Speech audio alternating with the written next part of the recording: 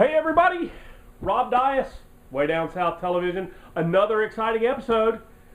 I wanted to apologize real quick about not really being here that much lately. Kind of had a lot of balls in the air, as I like to say. I've did a lot of work, and you know what we're doing this week? We're potty training. Yeah, so it's been a rather active household. Not me personally. I haven't been potty training. Is calling me from Atlanta. Anyway, just wanted to touch base with everybody today, and I've got some ground to cover real quick. I hope it'll be quick. Anyway, this is going to be a bit of a chemistry lesson today, but I wanted to go through this stuff. I was reading some information a couple of days ago about high fructose corn syrup, and when I was going through the People Magazine weight loss challenge. And actually, right after I got through, I had several people that asked me what it was that I did, or how did I do this. In addition to eating right and going through a rather vigorous workout schedule, it's my friend Rocky. I can talk to Rocky later. Anyway.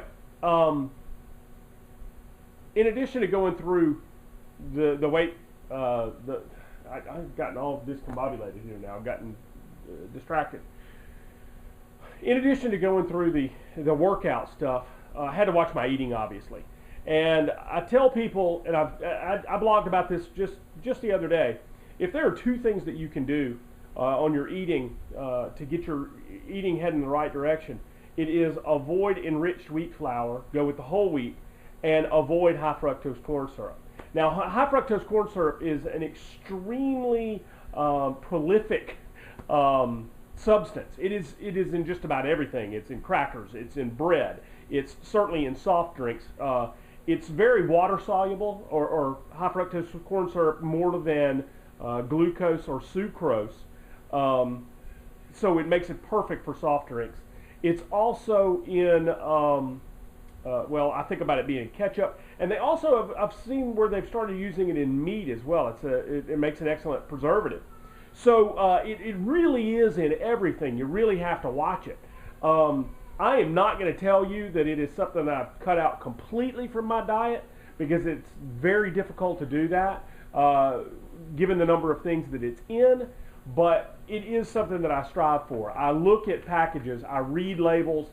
If it is the first thing that's listed on a product, it is probably not something that I'm going to eat. But I want to give you a little background, and actually what brought this up for me was an advertisement I saw recently about high fructose corn syrup, and it was like the Corn Council or someone, was writing this article or actually running this advertisement, saying that, if it's just like sugar, it has the same calories as sugar. So, if it's eaten in moderation like sugar, it's fine. And I'm here to tell you, I don't think that's the case. The product was first introduced in the 1950s, I think around 57.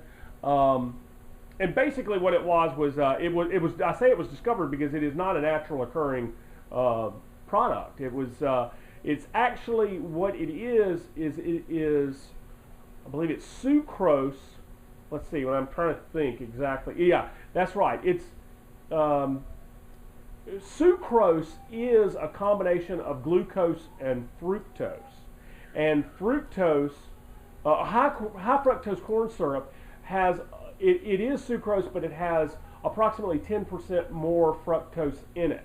So now, there were a lot of reasons why that product was invented. Mainly political reasons, and it has to do with the corn and how much corn is produced in the country and what's done with that corn, and that's a very long story. But basically, it was something that was produced in the 50s, or first invented in the 50s, but it didn't really come about and go into high use until the 1970s. I don't know if y'all have seen this or not, but I have seen in the grocery store recently, they have like Pepsi and Mountain Dew throwback, and it's supposed to be Pepsi and Mountain Dew and other drinks that have gone back to just cane sugar. And you know, they say you can taste a big difference. I haven't. Frankly, I haven't tasted it, so I don't know. I can't eat sugar like that anymore. It's too sweet for me. But at any rate, there is a correlation. According to some studies, there's a correlation between the beginning use of high fructose corn syrup or its increased use and instances of diabetes and obesity in the United States. So I think that there's definitely some something to that. I guess really the most important thing that I want to say about high fructose corn syrup, and the reason that I stay away from it, is what I'm getting ready to tell you. What I've read is that our bodies don't process the high fructose corn syrup in the same way that we process glucose. Really, there are two reasons. First, we don't process it like we do glucose.